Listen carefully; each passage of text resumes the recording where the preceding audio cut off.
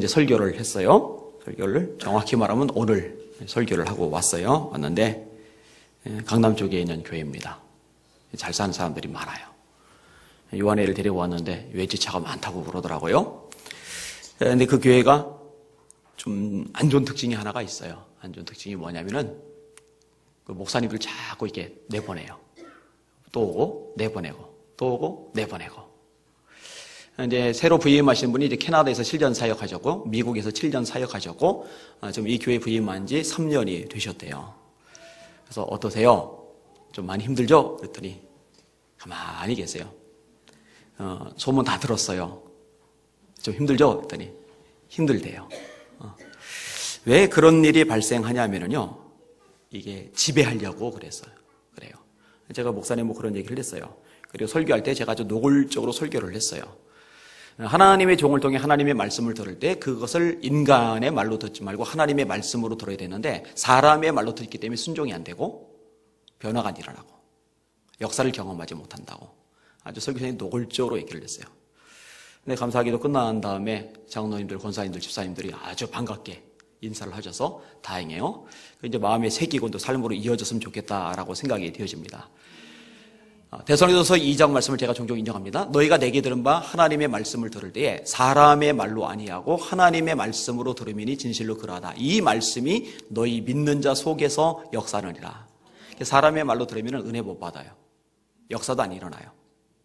히브리서 말씀 반대되는 말씀이 있다고 그랬죠. 들은 바 말씀이 저에게 유익되지 못한 것은 말씀을 들을 때에 믿음을 화합치 아니함이라. 이렇게 말씀을 해주고 계시거든요. 직분이 있으면 있을수록 예를 들어서 권사님이다, 아니면 여전도 회장이다, 아니면 권사회 회장이다, 아니면 장로다, 아니면 담임 목사다. 이렇게 위치가 있으면 있을수록 사실은 그 자리는 지배하라고 있는 자리가 아니에요. 영향력을 행세하라고 있는 자리가 아니에요. 낮아지라고 있는 자리고 서로 보듬어 안으라고, 사람을 세우라고, 섬기라고 있는 자리예요. 그런 얘기를 끄집어내서 이렇게 당위하러 이렇게 모였을 때 사실 그 시간은요, 이사회 자리가 아니거든요. 감시, 감독하고 판단하는 자리가 아니거든요. 내가 한 달 동안 아니면 2달 동안 몸된 교회를 위해서 얼마나 헌신했는지, 전도를 얼마나 했는지, 어려운 성도를 얼마나 많이 보살폈는지, 원래 그 역할이 당회의 역할이거든요. 그런 것을 하고 나서 내가 이렇게 살았습니다라고 보고하고 또 그 중에 어려운 성도들 있으면 거기다 이름 내놓고 함께 기도하고, 그게 사실은 섬김의 자리에 원래 기능이거든요. 근데 이제 마치 이사회 자리처럼 돼 있는 거, 이거는 문제가 있는 겁니다. 우리 그리스도인은 그런 식의 삶을 살아서는 안 됩니다. 여러분들은 절대로 그런 식의 삶의 패턴 살지 마시기를 주의 이름으로 축원합니다. 오늘 설교 제목입니다. 따라합시다. 우리가 추구해야 하는 삶은 정반대되는 삶일 거예요. 오늘 본문에 그 대답이 나옵니다. 오늘 본문의 제자들이 참 어리석은 모습을 보입니다. 서로 높아지려고 그래요. 35절, 36절, 37절 읽겠습니다. 시작. 세베대 아들 야고보와 요한이 주께 나와 여짜오되 선생님이여 무엇이든지 우리가 구하는 바를 우리에게 하여 주시기를 원하옵나이다. 이르시되 너에게 무엇을 하여 주기를 원하느냐? 여짜오되 주의 영광 중에서 우리를 하나는 주의 우편에 하나는 좌편에 앉게 하여 주옵소서. 지금 세베대 아들 야고보와 요한이 요구하는 게 있어요. 추구하는 목표가 있어요. 그게 뭐냐면 높은 자리입니다. 예수님이 이제 곧 왕이 되실 것이고, 그러면 모든 고난을 한 손에 쥐게 되실 터인데, 그럼 그 오른편에 앉는 자리와 왼편에 앉는 자리, 영의정 자리와 좌의정 자리는 우리들에게 좀 주세요. 우리들이 그 자리에 올라가서 좀 떵떵거리면서 권세를 누리면서 위세를 떨면서 그렇게 좀 살아보고 싶습니다. 이런 이야기를 끄집어내고 있는 겁니다. 예수님 참 안타까우시죠? 왜냐면요, 지금 예루살렘을 향해 예수님이 걸어가고 계시는데 잠시 후면은 잡혀요. 매를 맞아요. 가시미엘로간을 쓰셔요. 채찍질을 당하셔요. 그리고 골고다에 올라가셔서 십자가에 매달리셔야만 합니다. 요 얘기를 예수님이 3번이나 반복해서 말씀하셨어요. 한 번은 가이사랴 빌립보에서 예수님이 누군지를 제자들에게 묻죠. 사람들이 먼저 나를 누구라 하느냐? 선지자라고 합니다. 예레미야라고 합니다. 세례요한이라고 합니다. 그럼 너희들은 나를 누구라고 하느냐? 베드로가 주는 그리스도시여 살아계신 하나님의 아들입니다. 바유나 시모나 보기도다. 이것을 알게 하니는 혈육이 아니라 하늘에 계신 내 아버지라. 내가 이 반석 위에 교회를 세우리니 음부의 권세가 이기지 못하리라. 내가 너에게 천국 열쇠를 주는데 네가 땅에서 매면은 하늘에서 매일 것이고 네가 땅에서 풀면은 하늘에서 풀리리라. 이렇게 시컷 칭찬하신 다음에 고난 얘기를 했어요. 내가 장로들에게 제사장들에게 고난 당할 거다. 죽임 당할 거다. 그러나 3일 만에 살아날 것이다.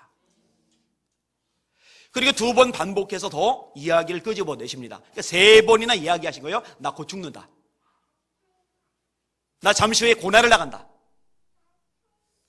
그런데 제자들이 하는 말이에요. 오른쪽 자리 왼쪽 자리. 주님 왕 되실 때 영의정 자리 좌의정 자리 그거 저한테 주세요. 그거 저한테 주세요. 참 안타까워요.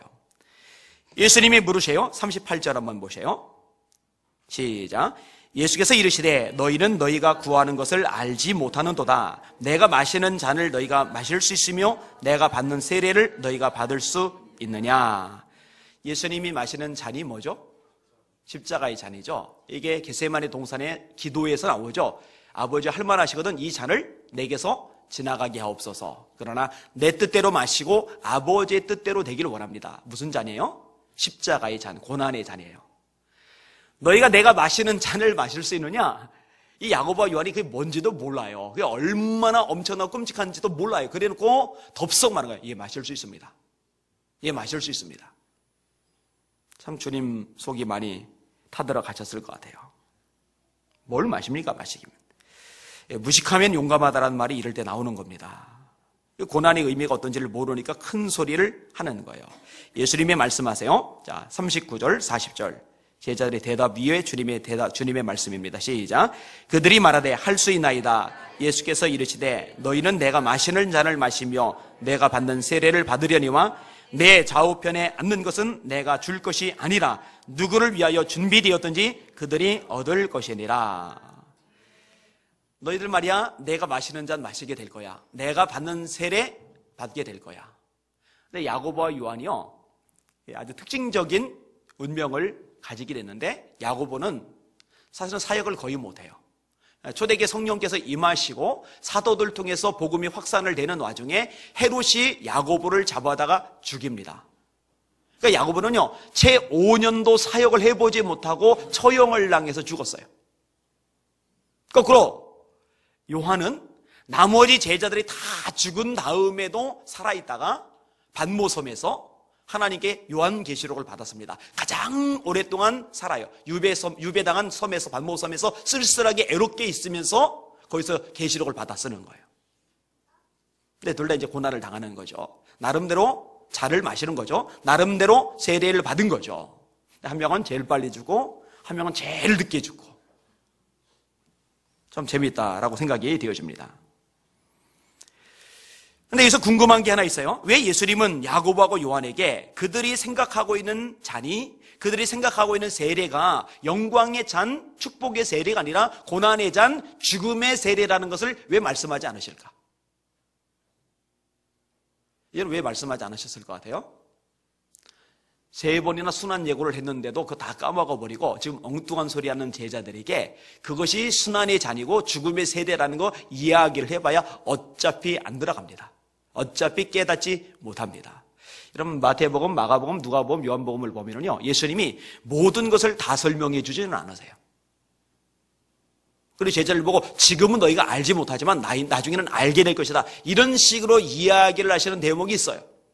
사실 성도들도 그래요. 제가 목회를 하면서 어느 정도 이렇게 성장을 해가면서 신앙 수준이 깊어지면은 그제서야 비로소 깨닫게 되고 알게 되고 공유하게 되고 동참하게 되고 헌신하게 되는 항목들이 있어요. 그 정도 단계에 오르기 전에는요 아무리 이야기를 해줘도 이게 속의 경일기처럼 한 귀로 또 한 귀로 흘러가 버리는 이런 경우들을 종종 봐요. 그래서 헌신에 대한 요구도 어떤 깊이 있는 메시지나 가르침이라는 것도 사람의 수준에 따라 맞춰서 가르치고 따라오도록 권면할 필요가 있겠구나. 또 어떤 헌신에 대해서 강조를 하고 이야기를 끄집어내고 개인적으로 권면을 할 때도 그 사람의 수준에 따라 이야기를 다 하질 못해요. 할 수 있는 분량이 각기 달라요. 예수님도 이제 그런 측면에서 이야기를 끄집어내지 않으시는 거죠. 자, 야고보와 요한이 이렇게 서로 좌우편 자리 가지고 실갱이를 벌일 때 나머지 제자들이 이 광경을 봤어요.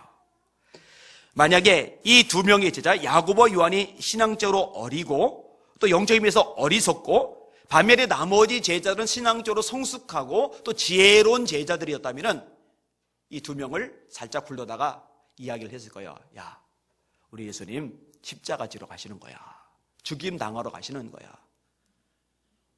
그런데 우리가 여기서 그렇게 자리 다툼만 하라고 주님 속 썩이면 되겠냐. 우리 좀 자중하자. 이럴 거예요. 아니면 그런 얘기 끄집어내면 싸움 날 것 같으니까 그런 얘기 끄집어내지는 못하더라도 자기들끼리라도 그냥 가만히 침묵하고 좀 안 됐다. 좀 안쓰럽다. 쟤들 좀 자중 좀 하지. 이렇게 속으로 이야기를 좀 하든지 이렇게 했을 거예요. 근데요, 사실은 이 10명의 제자도 수준이 똑같아요. 똑같이 수준이 낮아요. 뭐라고 반응을 합니까? 41절 읽습니다. 시작. 10 제자가 듣고 야고보와 요한에 대하여 화를 내거늘. 여러분, 제자들이 왜 화를 냈을까요? 자기들도 그 자리에 앉고 싶은 거예요. 자기들도 그 얘기를 끄집어내고 싶었던 거예요. 그런데 자기들보다 먼저 끄집어낸 거예요. 여러분, 같이 불판에서 고기를 구워 먹을 때 지금 배가 굉장히 불러요. 그래서 고기 별 생각이 없어요. 근데 누군가가 고기를 익으면 확 집어먹고 익으면 확 집어먹고 그러면은 찌찌찌하도 그냥 넘어가요. 근데 내가 먹으려고 지금 배가 고파서 침을 꼴깍 삼키고 저거 잘 익네, 저거 씹어야지 하는데 그거 쏙 집어가고 대신 저거 집어야지 하는데 저거 쏙 집어가고 그러면 이제 그때는 열받아요. 화가 나요. 그러니까 나한테 관심이 없는 것을 하면은 뭐 그러리라 넘어가지는데 내가 관심 있는 것을 먼저 가로채면은요, 그거 화나는 겁니다.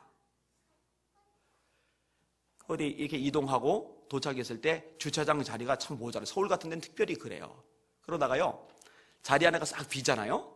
내가 막 이렇게 마침 가는데 자리 하나가 싹 비잖아요. 그러면 극히 기뻐요. 참 그렇더라고요. 그래서 그 자리를 딱 노리고 가는데 이쪽에 있던 차가 쏙 후진해서 들어가잖아요. 그럼 그 차 그렇게 얄미워요.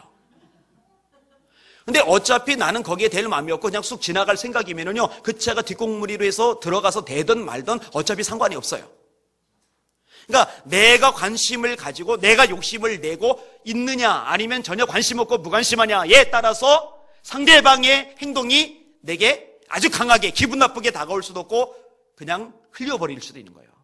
지금 10명의 제자들이 화가 났어요. 높은 자리 관심 없고 우리는 주님의 뜻을 행하는 것, 주님 말씀에 순종하는 것, 주님이 기뻐하시는 일을 행하는 것, 그거 외에는 뭐 큰 관심 없어, 이런 마음을 가지고 있는 사람이라면은 그래요, 저런 애들도 있겠지, 이게 넘어갈 수가 있을 텐데 저 자식들 봐라, 저 자리 내가 가지려고 하는데 지들이 먼저 얘기를 끄집어내. 화가 나는 거예요. 수준이 똑같은 거예요. 이건 죄악이죠, 죄악. 이런 분노는 죄악입니다.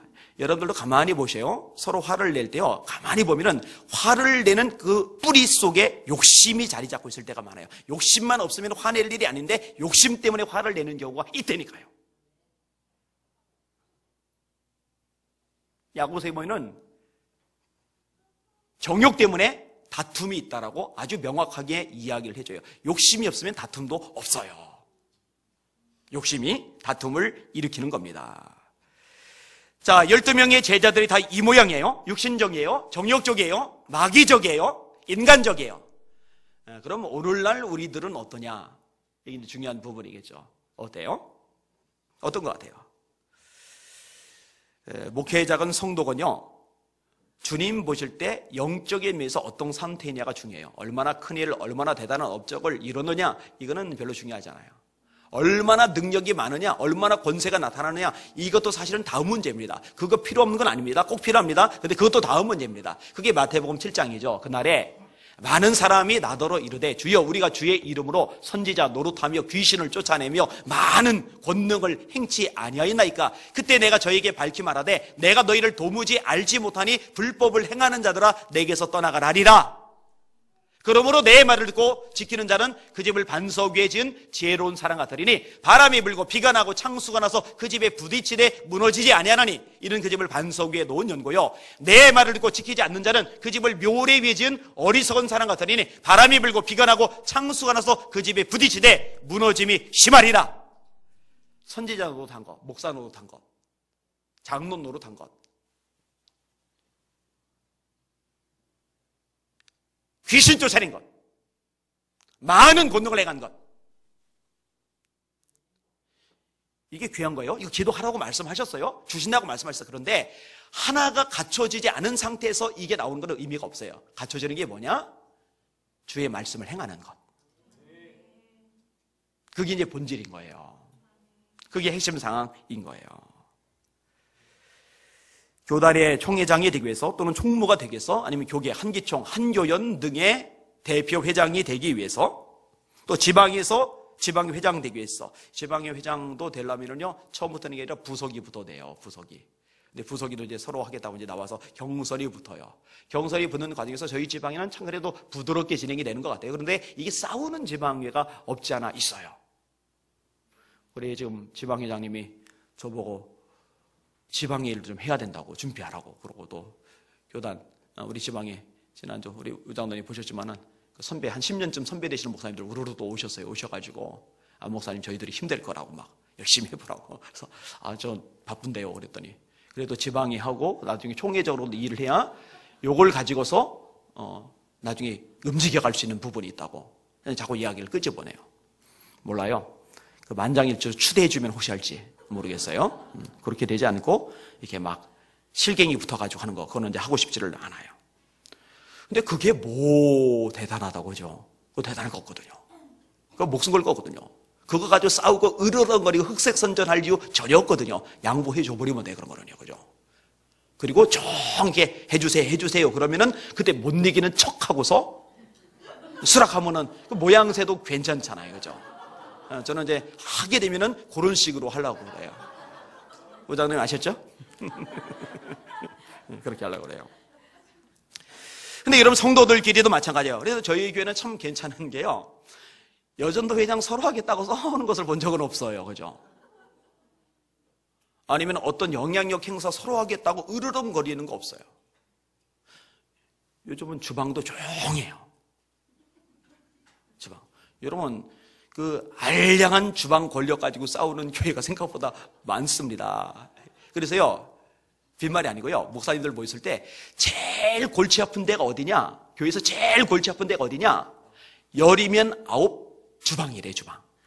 거기서 온갖 잡음이 다 일어나요. 다. 그까지 파, 배추, 양파, 무 그깟 권력이 뭐 대단하다고. 배추 가지고 머리를 칠 겁니까? 무 가지고 뺨을 때릴 겁니까? 뭐 파 가지고 코를 후빌 겁니까? 무슨 그런데요 거기서 영향력 행사하려고 으르렁거리는 일이 생각보다 많다니까요. 제자들이나 똑같은 거죠. 똑같은 거. 그런 거 졸업합시다. 그런 거 벗어납시다. 예수님께서요 이런 것들을 보시고 참 깝깝하시겠지만 좀 수정하실 필요를 느끼셨어요. 고쳐주시는 거죠. 자, 세상의 일반적인 특징들을 먼저 말씀을 하세요. 42절 볼게요. 시작. 예수께서 불러다가 이르시되 이방인의 집권자들이 그들을 임의로 주관하고 그 고관들이 그들에게 권세를 부리는 줄을 너희가 알거니와. 이방인의 집권자들이 뭐예요? 우리 식으로 따지면은 도지사, 시장, 구청장, 국회의원, 시의원, 구의원. 와, 시의원, 구의원도 갑질하는 경우가 있더라고요. 그죠? 구청장, 시장, 장관 이런 사람들. 고관들, 권세를 부리는 거죠. 힘을 쓰는 사람들이죠. 영향력을 행사하죠. 사람들이요, 그런 사람들을 보면서 못마땅하게 생각을 해요. 그런데 못마땅하게 생각하면서 속으로 부러워해요. 야, 나도 저렇게 떵떵거려 봤으면 좋겠다. 나도 저렇게 대접받아봤으면 좋겠다. 나도 저렇게 큰 소리 좀 쳐봤으면 좋겠다. 나도 저렇게 나타나면 사람들이 막 고개 굽신굽신하면서 막 영접해주고 막 떠받들어줬으면 좋겠다. 이 마음들이 이 속에 내재되어 있어요. 예수님도 알아요. 그 당시 로마라는 제국 내에서 총독들 있거든요. 천부장, 백부장들 있거든요. 높은 관리들 있거든요. 이들은 굉장한 힘을 가지고 있어요. 명령해요. 지배해요. 누려요. 큰 소리 져요. 고개가 뻣뻣해요. 그리고 사람들은 그것을 당연하게 생각을 해요. 이게 세상의 흐름이라는 거죠. 그런데 적어도 예수 믿는 나를 따르는 너희들은 전혀 달라야 된다. 그 말씀을 주님이 하셔요. 자, 43절, 44절 시작. 너희 중에는 그렇지 않을지니 너희 중에 누구든지 크고자 하는 자는 너희를 섬기는 자가 되고 너희 중에 누구든지 으뜸이 되고자 하는 자는 모든 사람의 종이 되어야 하리라. 할렐루야. 여러분 크고 싶어요? 크고자 하면은 뭐라고 말씀하세요? 크고자 하면 섬기는 자가 되라. 여러분 으뜸이 되고 싶어요? 으뜸? 으뜸이 되고자 하는 자는 종이 되어라. 제가 전에 몇 차례 말한 4가지 가치가 있어요. 연세대학교 김준규 교수님이 얘기하신 거예요. 제가 말한 건 아니에요. 그런데 이제 성경적인 원리에서 짜낸 겁니다. 4가지가 한번 따라합시다. 가짐의 가치, 됨의 가치, 나눔의 가치, 섬김의 가치. 자, 곧바로 이어서 시작. 가짐의 가치, 됨의 가치, 나눔의 가치, 섬김의 가치. 자, 이제 저 안 하고 여러분들끼리 시작.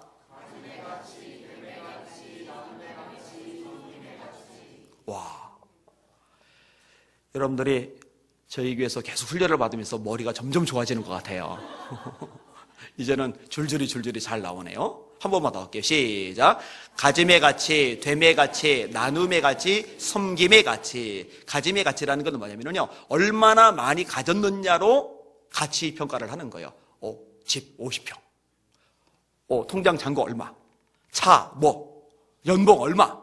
그래서 이것 가지고 야, 저 사람 대단한데, 훌륭한 사람, 저 사람 형편없는데 차별하고. 이게 이제 가짐의 가치입니다. 가장 저차원적인 가치예요. 됨의 가치는 뭐냐? 사람 됨됨이로 얼마나 많이 가졌느냐가 아니라 그 사람이 어떤 사람이냐. 이런 사람은 돈보다 명예를 택하죠. 이름이 중요해요. 이름이. 이거는 가짐의 가치보다 한 단계 높은 가치입니다.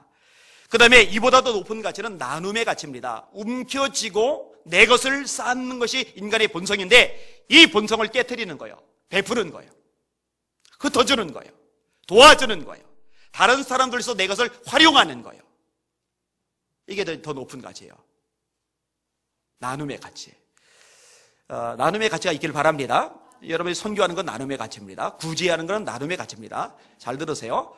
여러분 천국에 갔을 때요, 여러분들이 가지고 있는 것 잔뜩 쌓아놓고 천국 가잖아요. 그 아무짝에도 소용이 없습니다. 그런데 가난한 사람들을 위해서 도와줬다, 복음을 전하는 선교사님들을 위해서 우리 물질을 사용했다, 이것은 하나님 나라에 다 쌓입니다.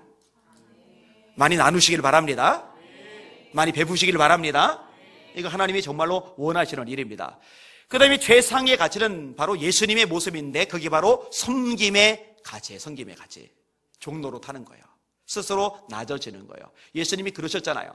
너희 안에 이 마음을 품으라. 곧 그리스도 예수의 마음이니 그런 근본 하나님의 본체시나 하나님과 동등됨을 취할 것으로 여기지 아니하시고 오히려 자기를 비워 사람들과 같이 되었고 사람의 모양으로 나타나셨음에 자기를 낮추시고 죽기까지 복종하셨으니 그 십자가에 죽으심이라. 섬김의 가치요. 요한복음 13장에 예수님께서 십자가의 죽음을 앞둔 그 긴박한 시점에 갑자기 대야에다 물을 담으시더니 한 놈씩 부르는 거예요. 그러더니 발에 물을 담그게 해놓고는 다 뽀도독 닦아주시고 그 다음에 발을 끄집어낸 다음에 허리 두른 수건 풀러서 또 발을 다 이렇게 물기를 닦아주세요. 근데 꼭 튀는 사람이죠. 베드로. 제 발은 절대로 못 시킵니다. 꼭 한마디를 해야 직성이 풀리는 사람 있어요. 학교에도 있어요. 그런 애들이. 내가 네 발을 씻기지 않으면 너는 나랑 상관없다. 그러니까 주님하고 상관없는 건 또 싫거든요. 그럼 목욕시켜주세요. 상관이 많고 싶은 거예요. 이미 목욕한 자는 더 발밖에 씻을 게 없다. 다 씻어 12명을. 그리고 말씀하세요. 너희가 나를 주 또는 선생이라 말하니 너희 말이 옳다. 내가 주 또는 선생이 되어 너희 발을 씻겼으니 너희도 서로 발을 씻기는 것이 마땅하니라. 내가 너희에게 행한 것 같이 너희도 행하게 하리하여 너희에게 본을 보였노라. 우리나라는 습기가 많습니다. 그리고 양말을 웬만하면 신고 다닙니다. 여자는 스태킹 웬만하면 신고 다닙니다. 거기다가 구두, 운동화, 그 발을 잘 가려줍니다. 팔레스틴은 습기가 별로 없어요. 먼지가 많아요. 그 당시에 양말이 어디 있습니까? 스타킹이 어디 있습니까? 구두 그런 게 어디 있어요? 샌들 같은 거 신고 다니죠. 먼지 많은데 맨발로 샌들 신고 돌아다니면 먼지로 꽉 찹니다. 발 전체가 더러워져요. 그래서 손님이 오면 물을 내주는 겁니다. 지금 손님 왔을 때 물을 내줄 필요 없어요. 발 안 씻어도 깔끔해요. 흙먼지 안 나요. 전부 다 아스팔트 포장이에요, 다. 그러니까 먼지가 많고 냄새가 나는데 아이고, 발꼬라지 저게 뭐야 이러는 게 아니라 허리를 숙여서 그 발을 닦아주는 거죠. 자, 누군가의 허점이 있어요. 한계가 있어요. 문제가 있어요. 먼지 묻은 게 있어요. 냄새 나는 게 있어요. 저게 뭐야. 이건 누구나 다 해요. 지적질. 이건 누구나 다 해요. 이 지적질의 전공자는 바리새인. 바리새인들은 지적질을 안 하면 소화가 안 되는 사람들이에요. 그런데 예수님은요, 지적질이 아니에요. 그걸 감싸 안아요. 그걸 불쌍하게 여겨요. 냄새가 나기 때문에, 더럽기 때문에 내가 허리를 숙이는 거예요. 내 손에 물을 묻히는 거예요. 그 발을 닦아주는 거예요. 그리고 젖은 발을 수건으로 깔끔하게 씻어주시는 거예요. 그게 주님이 우리에게 보여주고요. 따라합시다. 내가 너에게 행한 것 같이 너희도 행하게 하려 하여 너희에게 본을 보였노라. 우리 성도들 중에 죄송해요, 이런 표현, 냄새나는 성도 있죠. 냄새나는, 몸에서 냄새난다는 게 아니라 이게 찌푸려져는 게 있어요. 그런 사람, 성격적으로 좀 결함이 있는 사람이 있어요. 하는 게 좀 이거 마땅치 않은 사람이 있어요. 실수 잘하고 문제 일으키고 이런 사람이 있어요. 야, 이런 인간은 그냥 교회에서 빠져나가주는 게 교회 성장의 도템이 될 텐데, 그거 바리새인하고 똑같은 거예요. 그렇기 때문에 내가 허리를 숙이고 손을 내밀고 그를 품고 회복시키고 치유하는 거예요. 그게 교회고 예수님이 우리에게 보여주신 삶의 모범이거든요. 그런 삶을 살아가시는 여러분들 되시길 주의 이름으로 축원합니다. 우리 교회는 누가 와도 환영받아야 돼요. 누가 와도 사랑받아야 돼요. 누가 와도 존귀 대접을 받아야 돼요. 그러니까 여러분들요, 우리 교회 번듯하게 잘 차려입은 사람이 올 때 환영해 주는 것 이상으로 초라하고 냄새나는 사람 오더라도 환영하고 그 따뜻하게 영접해 주실 수 있기를 주님의 이름으로 부탁을 드립니다. 야고보서에 보면은요, 그렇게 사람을 차별하는 것, 그게 죄라고 말씀하고 있어요. 다시 말합니다. 여기는 누가 오더라도 사랑받는 공동체 됩시다. 여긴 누가 와도 따뜻하게 환영받는 공동체 됩시다. 이게 주님이 원하시는 삶의 모습인 겁니다. 자, 마지막 한 절, 바로 예수님의 모습인데 요거 읽고 정리를 할게요. 45절 같이 읽습니다. 시작. 인자가 온 것은 섬김을 받으려 함이 아니라 도리어 섬기려 하고 자기 목숨을 많은 사람의 대속물로 주려 함이니라. 예수님은 하나님이시죠. 예수님은 창조주이십니다. 예수님은 만물의 주인이십니다. 가장 높으신 분이 예수님이세요. 그런데 예수님이 뭐라고 말씀하세요? 내가 온 것은, 인자가 온 것은 섬김을 받으려 함이 아니라 도리어 섬기려 하고 자기 목숨을 많은 사람의 대속물로 주려 함이니라. 별거 아닐 것 같지만은 아까 설교하는 그 목사님하고 얘기하면서 그런 얘기를 했어요. 목사님, 우리 교회는요, 장로님들도 저도 다 서서 음식 떠서 먹습니다. 장로님이라고 교회 어른 딱 앉아서 상 받고 큰 소리 치고 우리 안 합니다. 제가 사실 설교할 때 좀 더 구체적으로 얘기하고 싶은 분이세요. 우리 우장로님 쓰레기 청소 엄청 열심히 하시거든요. 요 얘기를 좀 노골적으로 했어야 되는데 그 얘기까지 하기는 좀 그렇더라고요. 그래서 그거는 살짝 빼고 아무튼 하고 싶은 얘기를 쫙 했어요. 여러분, 만왕의 왕 만주이주 창조주이신 예수님께서 섬기셨는데 그분의 종따위가 거들먹거리고서 큰소리치고 니들이 나를 안 알아줘? 내가 누군지 몰라? 감히. 이거는요 정말 한심한 거예요. 우리 주님은 우리 지금까지 버리시는데 그분의 종따위 와서 큰소리치고 거들먹거리고 군림하고 지배하고 말이 됩니까? 그거는 안 되는 거예요. 있을 수 없는 일이에요. 있을 수 없는 일이에요. 그 며칠 전에 장로님 한 분하고 권사님 한 분이 찾아오셨어요. 교회 때문에 되게 고생을 하세요. 저한테 이제 좀 도움을 구하려고 오셨어요. 우리 박덕자 권사님, 김현자 권사님이 아시는 분, 이정희 권사님 아시는 분이에요. 노승잘 장로님하고 남영수 권사님이 이제 오셨어요. 근데 이제 얘기를 하는 중에 이분들이 자꾸 엉뚱한 얘기를 하셔요. 뭐냐면 저보고 참 겸손하대요. 그래서 제가 민망해서 그랬어요. 저를 제일 잘하는 사람은 제 아내입니다. 제 아내가 저보고 교만하다고 그럽니다.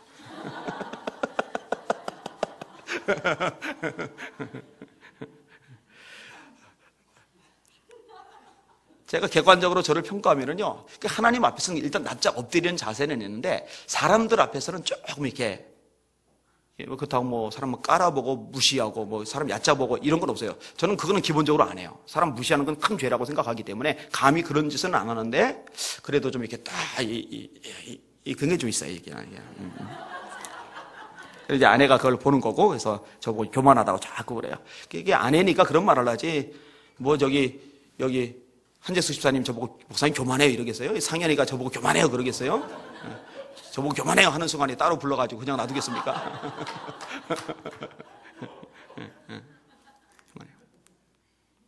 근데 교만함이 있죠. 누구나 다 있죠. 근데 되새기는 거죠. 바울 사도는 뭐라 이러냐? 따라합시다. 내가 날마다 나를 쳐서 복종하게 하며 사기를 치는 거죠. 이렇게. 너 기억해? 너는 주인이 아니야. 주인은 예수님 뿐이야. 너는 그분의 종이야, 종. 종 따위가 주인도 겸손한데, 주인도 섬기는데, 주인도 영혼들의 생명을 버리시는데, 종 따위가 높아지고, 종 따위가 군림하고, 종 따위가 다른 사람들의 목줄을 쥐려고 그러면 되겠어? 자기를 쳐서 복종시키는 거죠. 예수님을 닮아가고 예수님은 따르는 삶의 특징인 거죠. 한번 얘기했던 것 같은데 1878년 윌리엄 부스의 구세군이 이름을 날리기 시작했습니다. 지금은 굉장히 큰 단체죠. 자선 낭비 이걸로 이제 유명해요. 세계도체 남녀들이 구세군에 입대하려고 몰려듭니다. 그런데 한때 주교가 되려고 꿈꾸던 한 남자가 대서양을 가로질러 미국에서 영국으로 입대하기 위해서 건너옵니다. 사무엘 브랭글이라는 사람입니다. 이 사람은 대단한 학력의 소유자고 탁월한 리더십의 소유자고 이미 목회자로서 상당히 인정을 받던 분입니다. 그분이 와가지고 구세군에 입대하겠다는 거예요. 근데 윌리엄 부스가 딱 보니까 이 사람은 스펙이 너무 좋아요. 대접과 인정, 존경을 이미 너무 많이 받아서 그게 익숙한 사람이에요. 이렇게 이야기를 끄집어냅니다. 당신은 오랫동안 보수로 군림해 왔습니다. 그러니 당신은 일에 적합하지 않습니다. 그래도 해보겠다고. 그럼 내가 당신에게 일을 주겠어. 그러더니 다른 사관들, 다른 일반, 그러니까 높은 분들 말고 일반인들의 신발을 닦는 역할을 맡긴 거예요. 실망했어요. 내가 기껏 군 하나 닦으려고 대서양을 건너서 이 영국까지 왔단 말인가. 이러고 있는데 환상 중에 예수님이 보여요. 그 예수님이 제자들의 발을 씻기시는 거예요. 허리를 숙이시고 찬물에 손을 담그시고 그 먼지라는 발을 짜증 섞인 표정이 아니라 사랑 섞인 표정으로 기쁨의 표정으로 열심히 그 발을 닦는 것이 환상으로 보이면서 이분 마음이 깨지기 시작하는 거예요. 녹아지기 시작하는 거예요. 주님, 당신께서 그들의 발을 씻기셨군요. 그렇다면 저는 이제부터 이들의 신발을 닦겠습니다. 아까만 해도 짜증났는데, 열이 받았는데, 무시당한 것 같아서 마음이 안 좋았는데 이제 얼굴에 미소를 띠면서 흥얼거리면서 신발을 열심히 닦는 거예요. 다음 날도 또 열심히 닦는 거예요. 윌리엄 부스가 보고서 받아들였어요. 영국에서 시작되고 이제 미국 쪽에도 이제 전체 이 구세군이 만들어지는데 이 미국 쪽 전체의 사령관으로 굉장히 큰 역할을 감당한 사람이 이 브랭글이라는 분입니다. 따라합시다. 너희 중에 누구든지 높아지고자 하는 자는 낮아질 것이요 낮아지고자 하는 자는 높아지리라. 아멘. 말씀을 정리하겠습니다. 우리가 추구해야 하는 삶은, 여러분, 세상 사람들 추구하는 거 추구하지 마세요. 세상 사람들 추구하는 삶은 단순해요. 그냥 돈 많이 버는 거예요. 편안하게 사는 거예요. 안락하고 보장된 노후를 사는 거예요.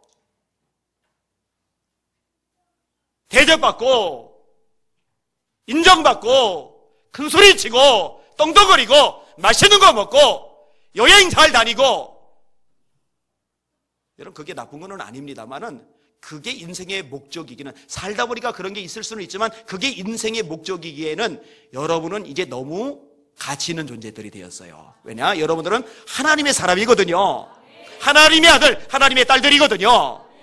그러다면 정말 가치 있는 것을 위해서 우리 삶을 투자하자고요. 정말 가치 있는 게 뭐예요? 예수님의 말씀하시는 삶, 섬기는 삶이에요.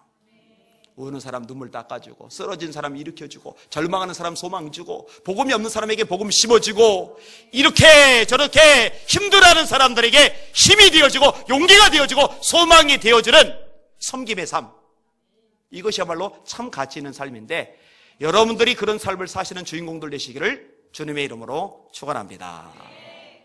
축원합니다. 아멘. 기도하겠습니다. 합심하여 같이 한번 기도할게요. 하나님, 제 마음속에서 헛된 야망을 뿌리 뽑아주세요. 하나님, 제 심령 속에서 헛된 욕심들을 뿌리 뽑아주세요. 거들먹거리고 큰소리치고